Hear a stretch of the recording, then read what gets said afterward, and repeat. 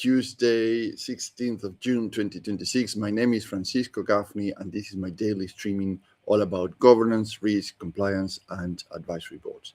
And this week, if you remember, yesterday we started with this model, the advisory board operating system, and particularly how to put one together in your organization, right? So today we are going to focus on the top of the model, which is the commercial acceleration, the scaling, where the business is looking into the brand, the people, and the partnerships, right?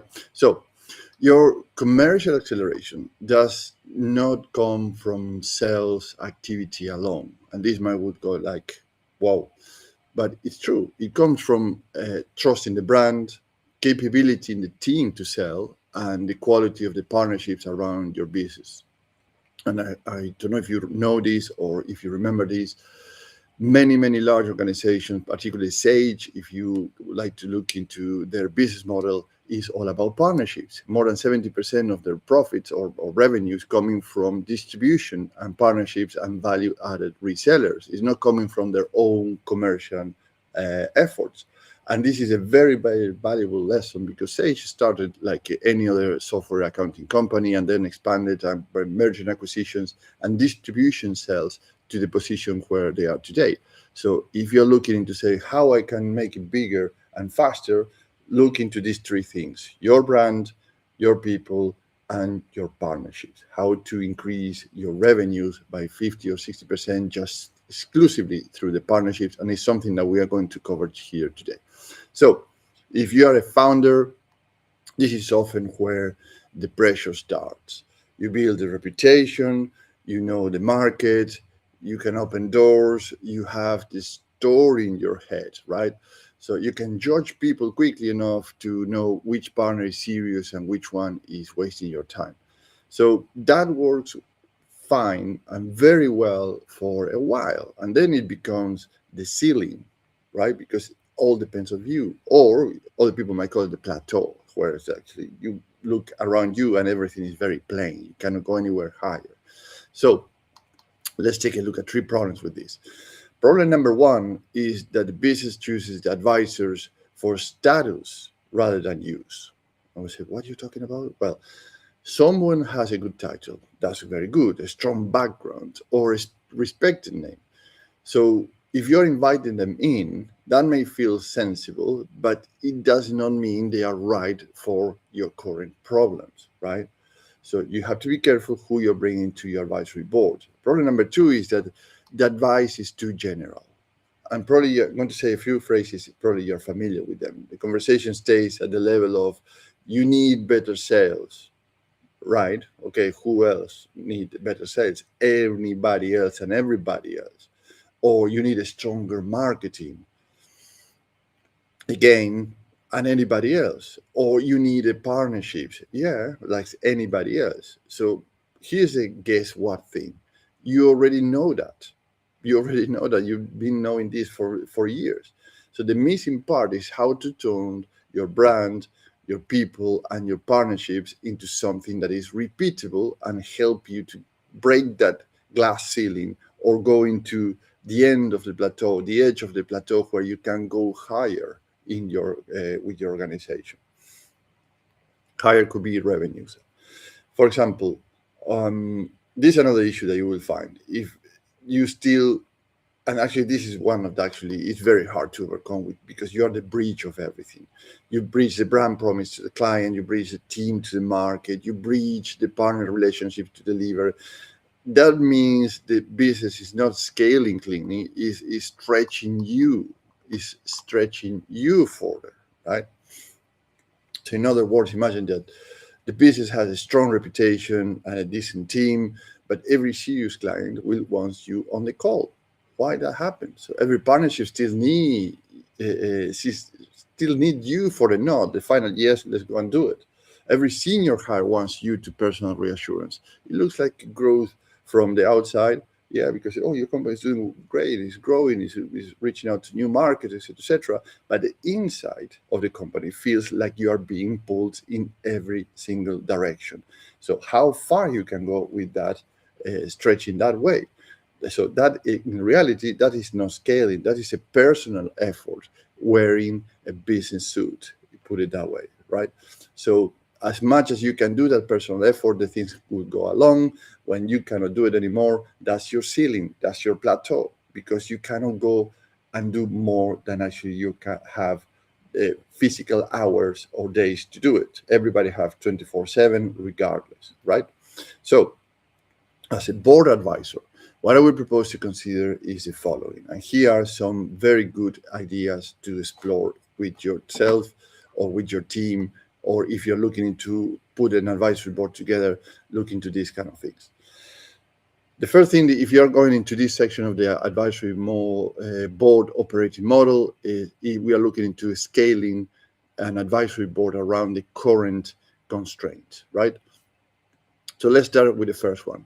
If the brand is unclear, bring in someone who can challenge positioning and market trust. Remember that brand is part of the 7 P's in marketing, right? So these are other 6 things you have to consider when you're looking into branding, beside branding, sorry. So there are 7. In marketing, there are 7, what they call the 7 P's.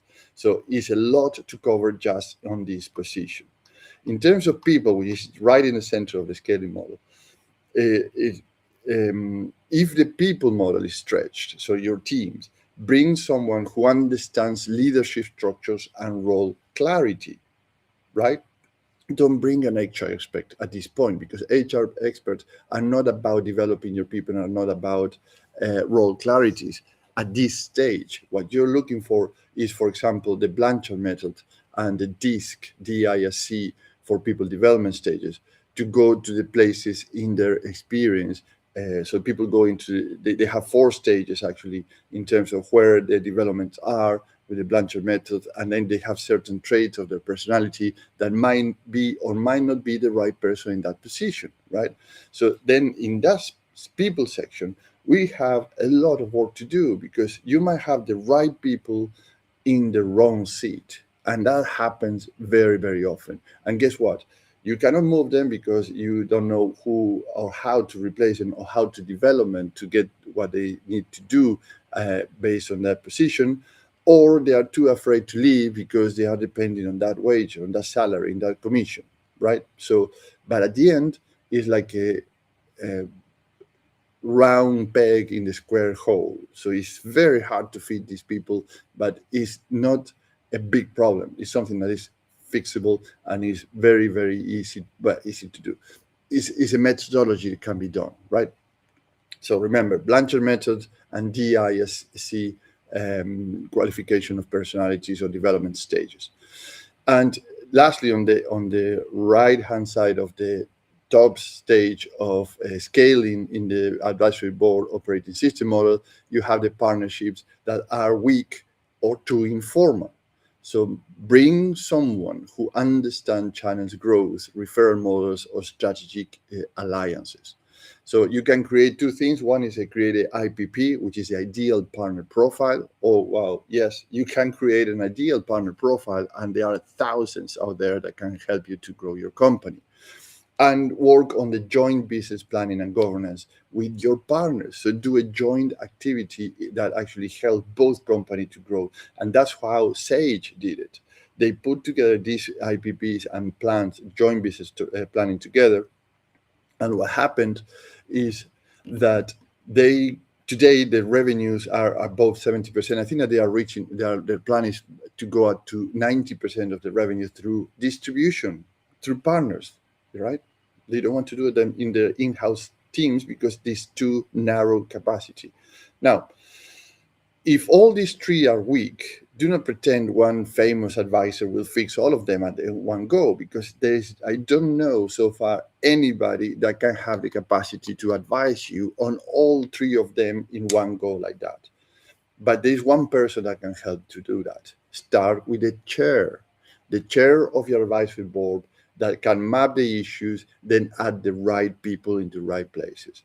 And right places also, I mean, which stage of your organization you would like to look into first. So it's scaling, it's predictability, systems, or the innovation and transformation of your company. So the chair working with you and Dan mentioned this yesterday, how to find a good chair. You can put together the good things, the race of the advisory board, and swap the members as you need them as the things progress, right?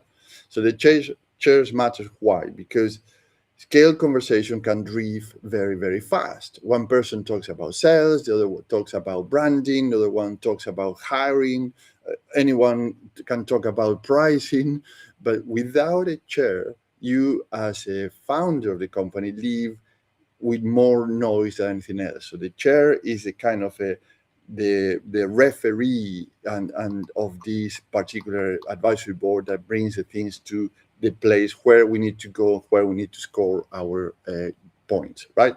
So a skilled chair keeps asking, what is a commercial outcome? What is a constraint? What evidence do we have?